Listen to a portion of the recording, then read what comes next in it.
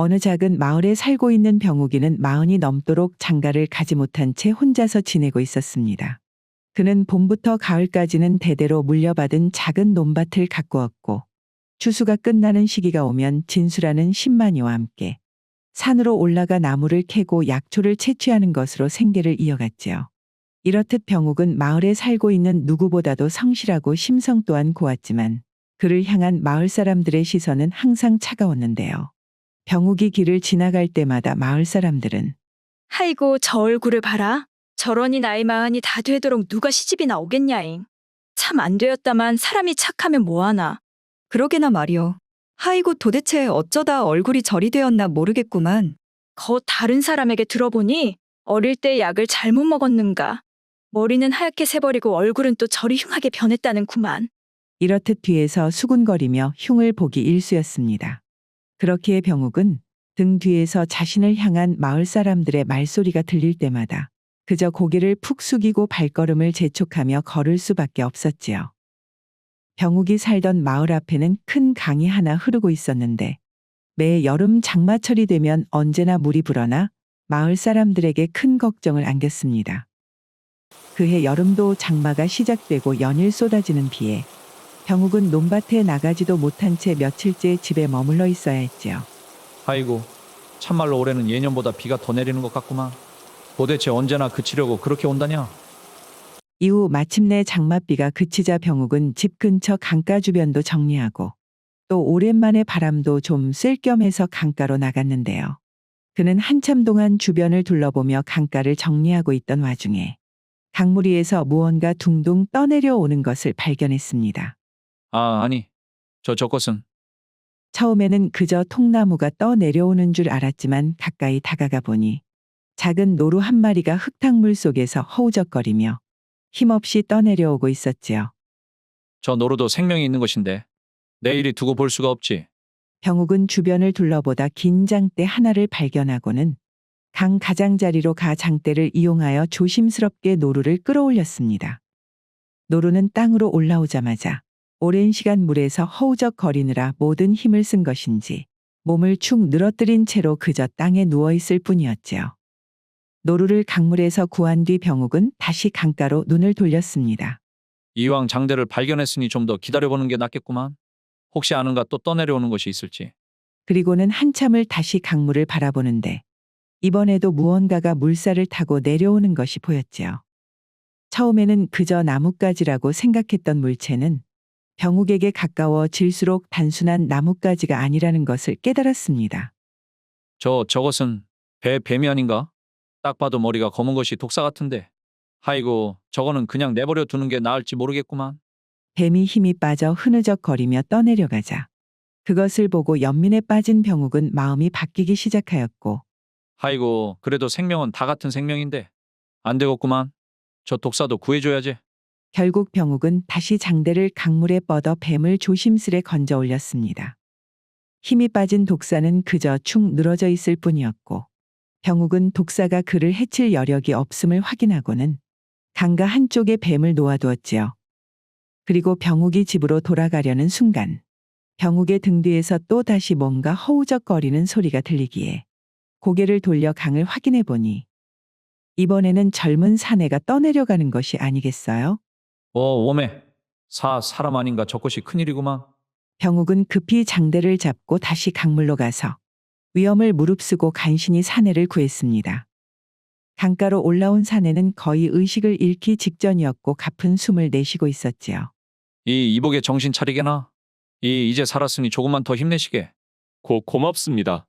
사내는 고개를 약하게 끄덕이며 힘없이 중얼거리고는 금세 의식을 잃었습니다. 강가에서 노루, 뱀, 그리고 사람까지 구해낸 병욱은 그들을 급히 집으로 옮겼습니다. 가장 먼저 의식을 잃고 있는 사내를 방으로 데리고 가 이부자리를 깔고 그를 눕혔지요. 아이고, 젊은 사내 같은데 조금만 더 늦었으면 참말로 큰일 치를 뻔했구만. 그래. 가만히 있어보자. 일단 이럴 게 아니라 다른 짐승들도 얼른 옮겨야 걷는디. 그리하여 병욱은 노루를 집안 부엌으로 데리고 와 마른 짚을 깔아둔 후 그곳 위에 올려두었고 마지막으로 뱀은 집 옆에 집단을 깔고 나뭇가지로 조심스레 옮기고는 집단 위에 올려놓아 두었습니다. 이후 다시 병욱은 그 사내의 곁으로 가 밤이 깊도록 사내의 곁에서 그의 상태를 살피며 자리를 지켰지요. 강물에서 사내를 구한 지 이틀째 되는 날, 병욱은 여느 때처럼 새벽에 일어나 집안을 둘러보았습니다. 먼저 부엌으로 가보니 노루의 모습이 보이지 않았지요. 그래 정신을 차리고 거 산으로 갔나 보구만. 노루가 사라진 것을 본 병욱은 간밤에 노루가 기운을 차리고 집을 떠났을 것이라고 생각하며 안심을 했습니다. 그리고는 바로 뱀을 확인하기 위해 집 옆으로 발걸음을 옮긴 병욱. 그는 뱀 역시도 이미 사라져 있는 것을 확인하고는 작게 웃으며 중얼거렸지요. 허허. 거 독사 녀석도 이렇게 떠나버렸구만. 녀석. 밤새 자고 있는 나를 물지 않았으니 그것으로 나에게 고마움을 표했다고 생각해야겠지? 노루와 뱀이 모두 제 갈 길을 떠난 것을 확인한 병욱은 다시 방 안으로 돌아갔습니다. 방 안에는 이틀 동안 의식이 혼미했던 사내가 이제야 정신이 드는지 병욱을 보자마자 몸을 일으켜 세우고는 하이고 어르신. 어르신이 아니었으면 저는 이미 죽은 목숨이었을 겁니다요. 어르신은 제 생명의 은인이십니다. 아니 내가 한 일은 별게 아니구만. 누구라도 강에서 사람이 떠내려오는 것을 봤으면 똑같이 했을 것이야. 그나저나 자네는 어쩌다 그렇게 강에 휩쓸리게 되었는가? 저는 봉섭이라는 나그네입니다요.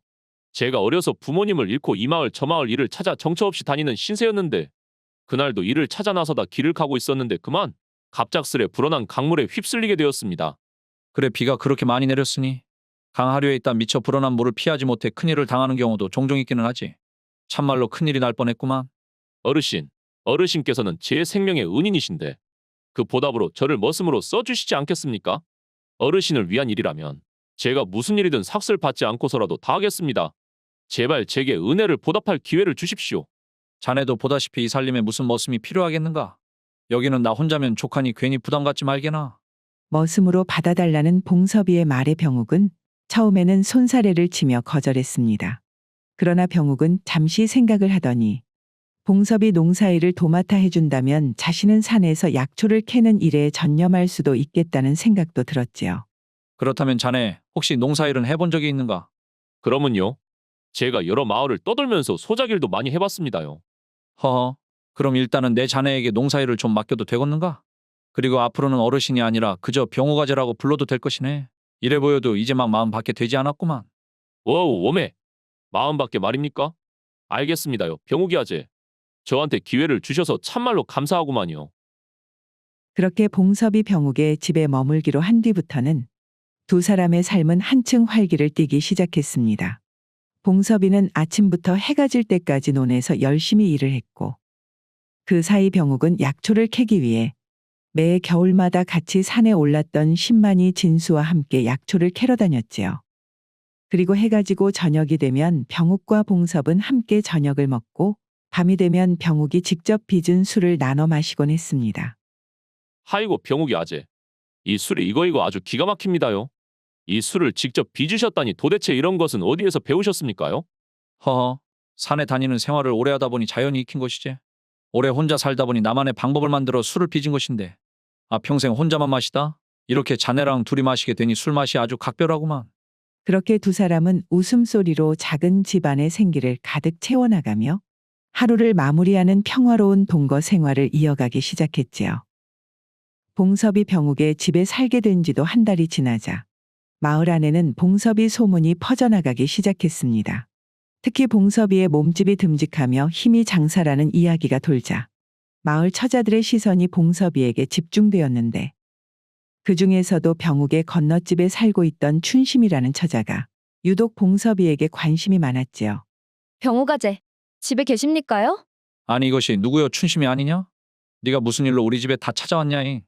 병욱이 아재거, 제가 마침 떡을 좀 해서 가지고 왔는디. 어떻게 입에 맞을란가 모르겠구만이요. 이것이 뭔 떡이 돼. 참말로 별일이구만. 네가 나한테 떡을 다 가져오고 말이오. 거 이것이 병욱이 아재 드시라고 가져온 것도 있지만 저거 무엇이냐? 새로 오신 분 드시라고 가지고 온 것도 있구만이요. 워우 오메. 저 말입니까요? 잘 먹겠습니다. 제가 참말로 떡을 좋아하는디. 봉섭이 춘심이에게 감사 인사를 건네자 그녀는 부끄러운 듯 얼굴을 붉히고는 집으로 돌아갔습니다. 그나저나 아재. 참말로 아재가 인품이 좋기는 한가 보구만요. 아 이웃들이 이렇게 먹을 것을 가져다 주니 말이오요. 아이고 이 눈치 없는 친구야. 이 떡은 나를 위해서가 아니라 자네를 위해서 가지고 온 것이라네. 내가 평생 이 마을에서 살면서 저 아이가 떡은커녕 식은밥 한 번 가져온 적이 없었는데 이렇게 떡까지 가지고 온 것을 보니 자네에게 마음이 있는 것이 틀림없네. 병욱의 말을 들은 봉섭이는 어쩔 줄 몰라 하며 얼굴이 금세 붉어졌습니다. 아니, 아재 그런 농담은 하지 마십시오. 제가 저런 미인에게 관심을 받을 이유가 없지 않습니까요? 농담이 아니라네 이 친구야. 자네가 이렇게 듬직하고 성실하니 저 춘심이 같은 처자도 관심을 보일 만도 하지. 그나저나 어쩐가 자네도 춘심이가 싫은 것은 아니겠지? 그 말을 들은 봉섭이는 부끄러워졌는지 그의 얼굴은 귀 끝까지 붉어졌고 그 모습에 병욱은 더욱더 장난스럽게 웃기 시작했지요. 며칠 뒤 어느 날 새벽, 병욱이는 마당에서 나는 희미한 소리에 잠에서 깨어났습니다. 그가 무슨 소리가 난 건지 궁금한 마음에 옷을 걸쳐 입고 마당으로 나가니 그곳에 서 있는 것은 다름 아닌 병욱이 구해준 노루였지요. 이것이 뭔 일이냐? 너는 내가 강물에서 건져줬던 그 노루가 아니냐? 노루는 병욱이에게 천천히 다가와서는 그의 옷소매를 끌기 시작했는데요. 갑자기 왜 그러느냐? 지금 나를 보고 따라오라는 것이냐? 병욱은 잠시 망설였지만 노루가 분명히 자신을 찾아온 이유가 있을 것이라고 생각을 하며 뒤따랐습니다. 노루는 그런 병욱을 이끌고 인적이 드문 산속 깊은 곳으로 들어갔지요. 길은 점점 좁아졌고 안개는 점점 짙어졌지만 노루는 쉬지 않고 산길을 오르더니 어느 순간 한 곳에서 멈춰서고는 갑자기 앞발로 땅을 긁기 시작했습니다. 순간적으로 이곳에 뭔가가 있다고 직감한 병욱이 역시 노루가 땅을 긁은 장소를 파보니 그곳에는 바로 워메. 이럴 수가. 이것이 꿈이냐? 생시냐? 병욱의 눈앞에 나타난 것은 무려 어린아이 팔뚝만한 산삼이었고 그것은 크기와 모양만 봐도 엄청난 가치를 지닌 것이란 것을 알 수 있었습니다. 이후 노루가 가리키는 대로 땅을 더 파보니 놀랍게도 그곳에는 무려 20뿌리가 넘는 산삼이 묻혀 있었지요. 이런 귀한 것을 어떻게 찾았단 말이냐? 내가 강에서 너를 건져준 것이 이렇게 돌아올 줄이야. 내 생각도 못했는데 정말 고맙구나. 병욱은 조심스레 산삼을 수확하고는 그것을 집으로 가지고 와 어떻게 사용할지 고민에 빠졌습니다. 항상 알뜰하게 살아왔던 그였기에 이런 큰 행운에도 흔들리지 않고 크게 욕심을 부리지 않기로 결정을 했는데요. 그는 자신이 가지고 온 산삼 중에 10뿌리의 산삼만을 평소 거래하던 약재상에 팔았고 그 돈으로 집의 창고를 늘리고는 넓은 농과 밭을 산 후에 나머지 산삼 10뿌리는 따로 보관을 하기로 했지요. 그리고 어느 날 저녁 병욱은 봉섭이를 방으로 부르고는 병욱이 아재, 무슨 일이 있으십니까? 봉섭이 자네 말일세. 자네가 우리 집에 온 것도 벌써 한 석 달쯤 되었는가? 그동안 이렇게 성실히 일을 해줘서 내 고맙다는 말을 하고 싶었구만. 하이고 아재 그것이 무슨 말입니까요? 아재가 내 목숨을 구해준 것을 생각하면 제가 이렇게 평생 일한다고 해도 어떻게 그것을 다 갚을 수가 있겠습니까요? 그나저나 무슨 하실 말씀이라도 있으시던가요? 그것이 그러니까 이제 자네가 우리 집에서 그만 나갈 때가 되지 않았나 싶어서 내일이 불렀구만. 자네도 이제 자네 인생을 살아야지. 병욱의 갑작스러운 말에 봉섭이는 깜짝 놀라 고개를 들고 말했습니다. 웜에 아재 제 삶이라니요. 이렇게 아재 곁에서 일을 하는 것이 인자는 제 삶인디. 제가 혹시 아재한테 뭐 서운하게 한 것이라도 있단가요? 그것이 아니라 이 친구야. 내 딱 보니 건너집 춘심이가 자네에게 마음이 상당한 것 같던데. 자네만 괜찮으면 내 자네를 춘심이에게 장가를 보내주겠네. 그리고 말일세.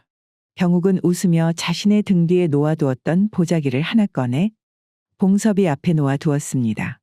봉섭이 보자기를 열어보자 거기에는 커다란 산삼 한 뿌리가 모습을 드러냈지요. 웜에 아재 이것이 그 산삼이랍니까요? 아재가 지난번에 노루의 도움으로 산삼을 발견했다고 귀띔해 주셨을 때는 그저 나를 놀리려고 한 소린 줄 알았는데 말이에요.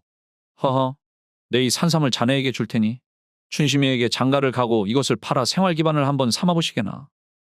무엇이라고요? 그것이 참말입니까요, 아재? 그런데 이것은 저에게 너무나 과분합니다. 제가 무슨 자격으로 그런 은혜를 또... 참말로 제가 이 은혜를 어떻게 갚아야 할지 모르겠습니다. 봉섭이는 그 순간 눈물을 흘리며 말을 잇지 못했지요. 그리고 병욱은 그런 봉섭이를 보고는 그저 담담하게 웃으며 술병을 꺼내더니 봉섭이에게 술잔을 건넸습니다. 갚기는 뭘 갚나 이 친구야. 사람은 서로 돕고 사는 것이지. 자, 좋은 날 이러지 말고 오늘은 술이나 한잔하세. 봉섭이에게 산삼 한 뿌리를 내주었던 병욱은 이후 며칠이 지나고 매 겨울마다 자신과 함께 오랜 시간 산을 누볐던 진수의 집 역시 찾았지요. 워웜에 병욱이 아재 이것이 도대체 무엇이랍니까요? 내 평생 이렇게 큰 산삼은 본 적도 들은 적도 없는디 말이어요. 그나저나 아재 언제 저 몰래 혼자 산에 가서 이렇게 큰 산삼을 캐셨습니까요? 허허, 그것이 말일세. 자연이 내게 준 선물 같은 것이라네. 그나저나 내 앞으로는 산을 타지는 않을 것 같으니 그동안 몇 년이나 내 옆에서 고생한 보상이라고 생각하고 받아주시게나 진수. 이것을 저에게 말입니까? 이것을 제가 받을 자격이 있는지는 모르겠지만 하이고 아재 정말 감사합니다요. 그렇게 병욱은 산삼을 발견한 이후 그동안 자신과 함께 고생했던 사람들에게 베풀기도 하며 태어나 처음으로 부족함 없는 행복한 생활을 이어갔습니다. 이후 몇 달의 시간이 지나고 봉섭이는 춘심이와 혼례를 치르고는 소박한 살림을 꾸리며 지내게 되었습니다. 봉섭이는 병욱이에게 받은 산삼을 판 덕분에 제법 넓은 땅을 사 생활의 안정을 찾게 되었지만 그 산삼의 존재는 춘심이의 호기심을 자극하기에 충분하였지요. 그러던 어느 날 서방님, 그 병욱이 아재는 도대체 어떻게 그렇게 부자가 되었길래 서방님을 다 도와주셨단가요? 그게 말이오. 아재가 예전에 노루를 강에서 구해준 적이 있었는데 그 노루가 은혜를 갚는다고 산속에서 큰 산삼이 있는 곳을 알려주었다고 하는구만. 춘심이는 봉섭이의 뜻밖의 이야기에 한참을 웃으며 말을 이어갔습니다. 아이고 세상에. 내 이런저런 많은 이야기를 들어보았지만 그런 터무니없는 이야기는 또 처음이구만요. 한낱말 못하는 짐승이 은혜를 갚아서 부자가 되었다는 말씀을 하시는 거래요? 지금? 마누라, 나도 그 이야기가 어떻게 들리는지 모르는 것은 아닌디 말이오. 막말로 나 역시 병욱이 아재가 강에서 구해주신 데다. 또 그 아재 성격상 절대 거짓말 할 사람이 아니라는 것은 우리 둘 다 아는 사실 아닌가? 봉섭이 진지하게 말을 꺼내자 춘심이는 잠시 생각에 잠기더니 조용히 중얼거리기 시작했지요. 참말로 아깝구만요. 참말로 아까워. 그 돈이 우리한테 있었으면 기와집도 짓고 좋은 옷도 사 입으며 평생을 걱정 없이 살 텐디. 저 일밖에 모르는 병욱이 아재 손에 있으니 돈이 아주 값어치 없이 묻히는 것 아닙니까요? 잠깐만 가만 있어봐라. 그럼 저 아재의 산삼의 출처를 알고 있는 것은 노루밖에는 없다는 말인디. 춘심이는 한참을 중얼거리면서 무엇인가 더 깊게 생각하더니 이내 고개를 들고 탐욕스러운 눈빛으로 봉섭이를 바라봤습니다. 서방님, 잘하면 저 돈을 말이어요. 우리가 차지할 수도 있을 것 같은데요. 아니 이 사람아, 지금 그것이 무슨 소리를 하는 것인가? 병욱이 아재는 내 생명의 은인인디. 지금 그런 사람을 두고 나쁜 마음을 품으려고 하는 것이오? 어찌 이것을 나쁜 마음이라고 합니까요? 막말로 저 노루가 병욱이 아재 집에 찾아왔을 때 그것을 당신이 먼저 봤을 수도 있는 것이었고 그런 가능성을 생각하면 겨우 산삼 한 뿌리를 당신에게 주었다는 것은 너무나도 적은 것이제. 거기다 저 아재는 돈을 가지고 있어도 그냥 쌓아두기만 하지 않습니까? 우리는 앞으로 아이들도 낳고 키워야 할 텐디. 그것을 생각하면 그 돈을 우리가 쓰는 것이 돈 입장에서도 그저 쟁여두는 것보다 훨씬 덜 서운하지 않겠습니까? 춘심의 입에서 자식이라는 말이 나오자 이전까지 완고했던 봉섭이 역시 순간 눈빛이 흔들렸습니다. 마누라, 그럼 다른 것은 다 그렇다 치고 도대체 무슨 수로 저 돈을 얻겠다는 말이오? 그것은 말이어요. 금수는 못해도 사람은 할 수 있는 그런 것이 있지요. 당신은 그저 내가 시키는 대로 하면 되구만이요. 봉섭은 더 이상 말을 잇지 못한 채 그저 춘심의 얼굴을 바라만 보았습니다. 춘심은 이미 마음속으로 계획을 세운 듯 알 수 없는 미소를 지어 보이고는 자리를 떴지요. 며칠의 시간이 지나고 한낮에 해가 따뜻하게 내리쬐는 어느 날 병욱은 오랜만에 봉섭이와 함께 점심을 먹기 위해 그의 논으로 향했습니다. 이것이 뭔 일이다냐? 이 시간이면 분명히 봉섭이 녀석이 논에 있을 것인데 혹시 어디 몸이라도 안 좋은 것이란가? 봉섭이는 늘 논에서 부지런히 일을 했기에 병욱은 논에서 봉섭이를 찾는 것이 익숙하였지만 그날따라 논은 조용했고 봉섭이의 모습은 보이지 않았지요. 그리하여 봉섭이가 걱정이 된 병욱은 혹시나 하는 마음에 봉섭의 집으로 발걸음을 옮겼는데요. 병욱이 아재 아닙니까요? 무슨 일로 여기까지 오셨단가요? 춘심아, 그 봉섭이랑 내 점심이나 함께 하려고 했는데 논에도 안 보이고 해서 혹시 무슨 일이 있나 싶어 찾아왔단다. 우리 서방님은 거 진수 씨랑 같이 산에 약초 캐러 간다고. 아침부터 나갔는데 말이어요. 무엇이라? 봉섭이가 진수랑 산에 함께 갔다고? 아니 한참 농사일로 바쁜 이 시기에 산에 약초를 캔다고 갔단 말이오? 항상 여기저기 떠돌며 살던 사람이라 가끔씩은 그렇게 산에 가서 바람도 좀 쐬고 싶기도 했겠지요. 알았구만. 뭐 그거야 봉섭이가 알아서 할 일이지. 나는 그냥 점심이나 같이 하려고 했는데 아쉽구만. 이후 집으로 돌아온 병욱이는 봉섭이가 진수와 산에 갔다는 말에 어딘가 찝찝한 기분이 들었습니다. 농사를 미뤄두고 산을 갔다니. 도저히 이해가 되지는 않았지만 봉섭이도 나름의 이유가 있을 거라 생각을 하며 병욱은 평소처럼 자신의 일을 하며 지냈지요. 그리고 또다시 시간은 며칠이 지나고 그날도 아침 일찍 하루를 시작한 병욱은 마당에서 농기구를 정리하고 있었는데요. 갑자기 대문 밖에서 시끄러운 발소리가 들려 병욱이 고개를 돌려보니 관아의 포졸들이 자신의 집에 들이닥치는 것 아니겠어요? 아니 무슨 일이십니까? 이렇게 갑자기. 당신이 범죄 혐의를 받고 있으니 원님의 명으로 관하로 데려가겠다. 지금 당장 따라오라. 범죄라니요? 제가 무슨 죄를 지었다고 그러십니까? 저는 그저 농사짓고 산에 다니는 것밖에 모르는 사람인데 말이에요. 우리는 그저 당신을 관하로 끌고 오라는 명을 받았을 뿐이다. 당신이 무슨 죄를 저질렀는지는 관하에서 밝혀질 것이니 순순히 따라오는 것이 좋을 것이야. 알겠습니다. 저는 떳떳하니 무슨 일이 있는지 관하로 가서 진실을 밝히겠습니다. 병욱이 순순히 따르겠다고 하자 포졸들은 이내 병욱을 데리고 관아로 향했습니다. 마을 사람들은 대문 밖에서 이 광경을 지켜보며 그저 수군댈 뿐이었죠. 그리고 병욱이 관아에 도착하자마자 자신을 고발한 사람이 누구인지 알게 되었는데요. 놀랍게도 그 고발자는 다름 아닌 봉섭이었습니다.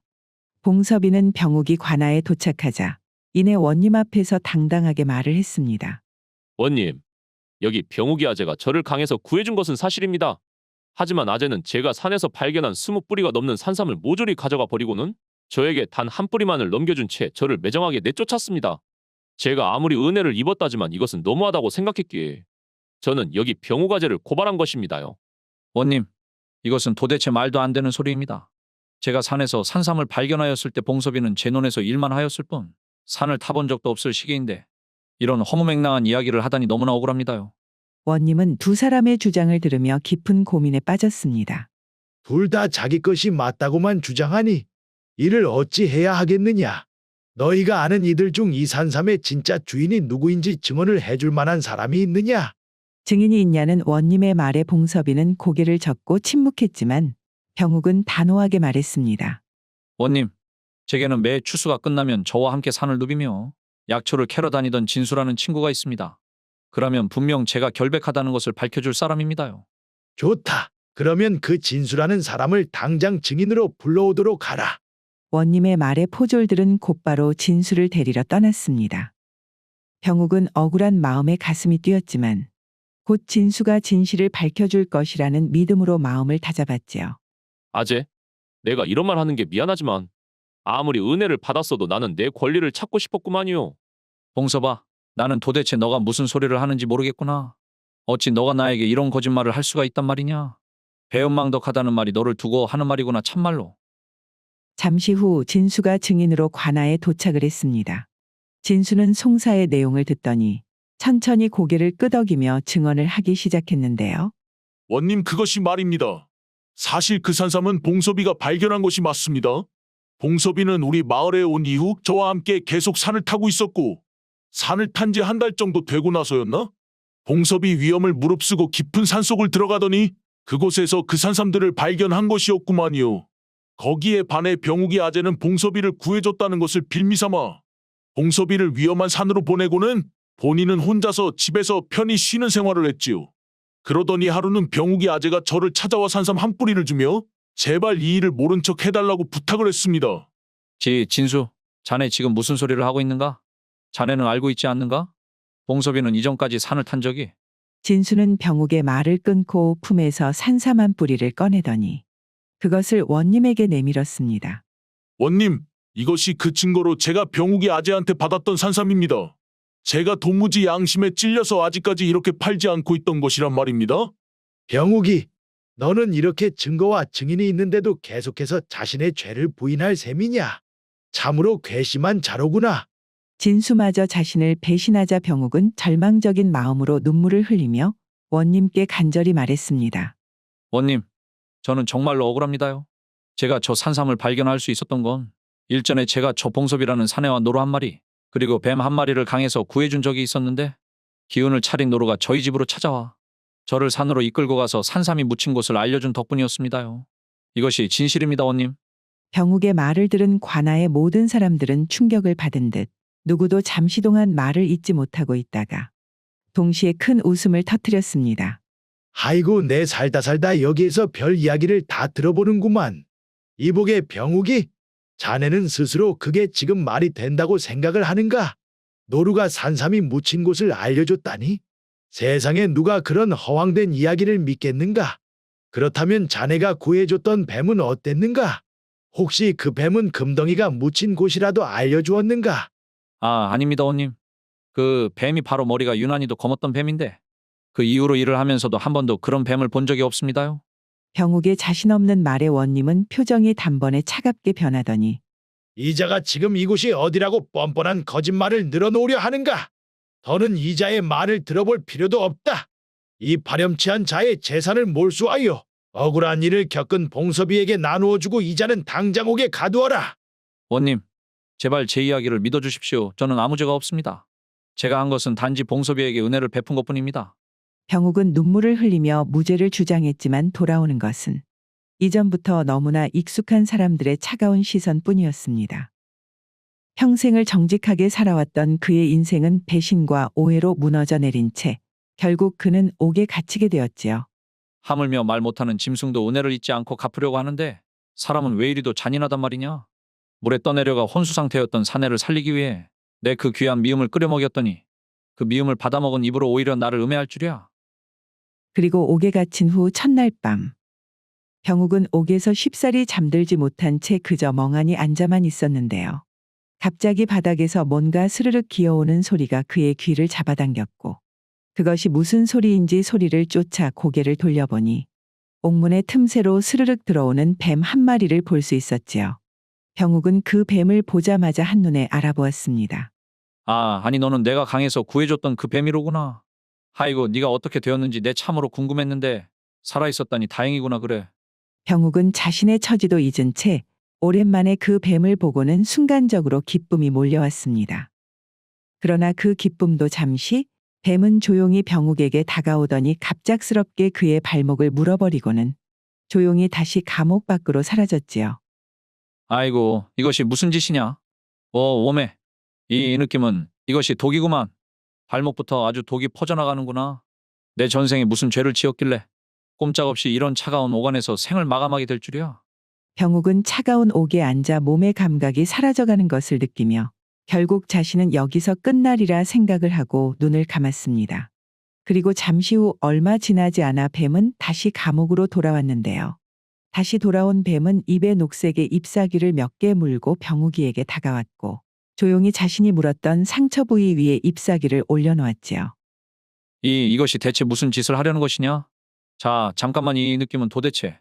놀랍게도 뱀이 잎사귀를 올려놓자마자 통증이 사라지기 시작하더니 발목의 붓기가 가라앉고 검게 변했던 살은 본래의 빛을 되찾았지요. 나도 약초쟁이로 매 일을 해왔지만 이런 잎은 또 처음 보는구만. 대체 이런 약초가 있었다니. 뱀은 상처가 잎사귀로 나아지는 것을 보자 병욱을 한번 쳐다보고는 감옥 밖으로 모습을 감추었습니다. 병욱은 발목을 매만지면서도 도대체 왜 일부러 뱀이 이곳까지 와 자신을 물고 또 치료를 해주었는지 밤이 깊도록 생각을 해보았지만 도무지 알 수가 없었지요. 다음 날 아침 관아 전체가 갑작스러운 소동으로 떠들썩하여 감옥 안에서도 그 웅성거리는 소리가 들릴 정도였습니다. 그 소리에 궁금증이 생긴 병욱은 감옥을 지키고 있던 포졸에게 물었지요. 이보시오. 도대체 무슨 일이길래 밖에 일이 시끄럽소? 원님께서 아침에 독사에 물리셨다고 하는구만. 상태가 심상치 않은 것 같은데 이거 큰일이 나겠어. 그 말을 들은 병욱은 눈이 번쩍 뜨였고 이제야 어젯밤에 왜 뱀이 자신을 찾아왔는지 의문이 풀리기 시작했습니다. 포졸 양반. 저를 원님께 데려가 주시오. 제가 원님을 고칠 수가 있구만요. 지금 도대체 무슨 헛소리를 하는 거냐? 네가 감히 원님을 고친다고? 죄수 주제에 웃기는 소리 하지 마라. 포졸 양반. 지금 이 상황에서 제가 거짓말을 한다면 무슨 벌을 받을지 모를 리가 있겠습니까? 지금 이것이 사람 목숨이 걸린 일이니 제발 저를 믿고 원님께 한번 데려가 주시오. 포졸은 병욱의 진지한 태도에 잠시 망설였지만 관아에서 원님의 신음소리와 다급한 소리들이 들려오자 한숨을 쉬며 말했습니다. 좋다. 네 말을 믿고 한번 데려가 주겠다. 하지만 만약 네가 지금 나를 속이려 든 것이면 그 자리에서 목숨을 잃을 각오를 해야 할 것이야. 그 각오는 이미 되어 있어. 병욱은 원님이 누워있는 방으로 들어가자마자 상황의 심각함을 실감했습니다. 원님의 얼굴은 창백했고 물린 발목은 시뻘겋게 부어올라 있었기에 병욱은 재빨리 뱀에게서 받은 잎을 꺼냈지요. 원님, 이 잎을 상처에 잠시 대고 있겠습니다. 조금만 기다려 주십시오. 병욱이 뱀에게 받은 잎을 원님의 발목에 올려놓자 붉게 부어올랐던 발목은 서서히 가라앉기 시작했습니다. 붓기는 금세 줄어들고 퍼지던 검풀은 독자국도 서서히 옅어졌지요. 이게 대체 무슨 일이냐? 이 잎은 대체 어디서 가져온 것이냐? 밤새 옥에 갇혀 있으면서 어찌 이런 기이한 약초를 손에 넣을 수 있었단 말인가? 원님, 이 잎은 제가 어젯밤에 뱀에게서 받은 것입니다. 그 뱀은 제가 강에서 구해준 적이 있던 그 뱀인데 어젯밤 감옥으로 찾아와 제 발목을 물었고 이후 이 잎을 가져와 독을 치료해 주었습니다. 자네가 말한 그 뱀이 머리가 유난히 검었던 그 뱀이구나. 오늘 나를 물었던 뱀도 바로 그 뱀이라네. 그렇다면 이럴 수가. 자네가 말한 것이 정말로 사실이었구만. 그래. 내가 자네를 믿지 못하니 그 말 못하는 뱀이 스스로 자네 말이 사실이었다는 것을 증명하기 위해 나를 문 것이었어. 자네를 믿지 못하고 옥에 가두다니 내 참으로 미안하네. 원님, 너무 개의치 마십시오. 제가 이제 와 생각을 해보아도 그 상황에서는 누구나 원님처럼 판단을 내렸을 것입니다. 오히려 지금이라도 제 말을 믿어주시니 그것만으로도 감사할 따름입니다. 병욱이 자네는 참으로 넓은 마음을 가졌구만. 내가 자네를 잘못 보았어.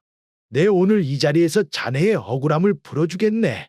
자네의 재산도 돌려주고 자네에게 누명을 씌운 자들 역시 반드시 벌할 것을 약속하네. 병욱이는 조용히 고개를 끄덕이며 원님께 감사함을 표했습니다. 그의 마음속에는 하루 동안 쌓여 있었던 억울함이 눈 녹듯 사라지는 듯한 안도감이 밀려 들어왔지요.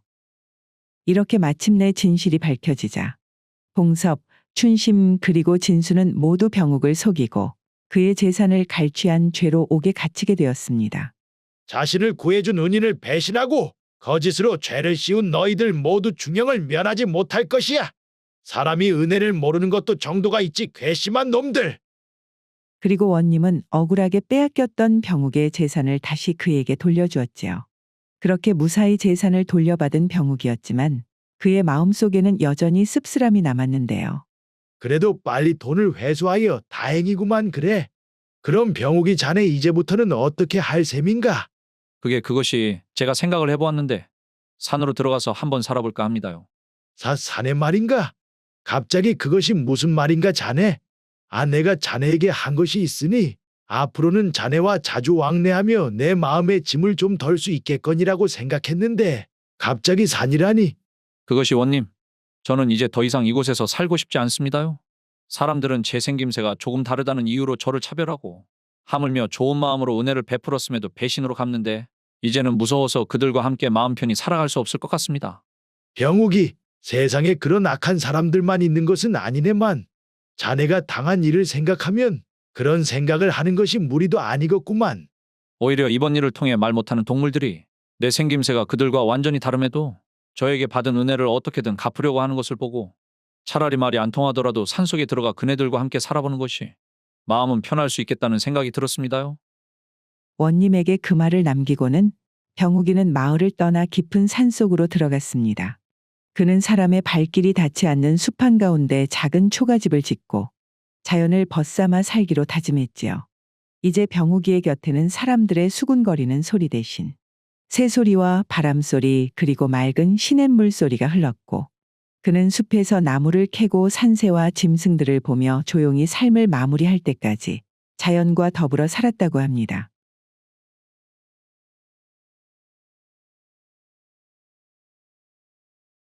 오늘의 고전여행 이야기는 이것으로 마치겠습니다. 오늘도 부족하지만 긴 영상 봐주신 여러분들께 감사드리며 항상 가정의 평안이 깃들기를 바라겠습니다. 그럼 저는 다음 영상으로 다시 찾아뵙겠습니다. 감사합니다.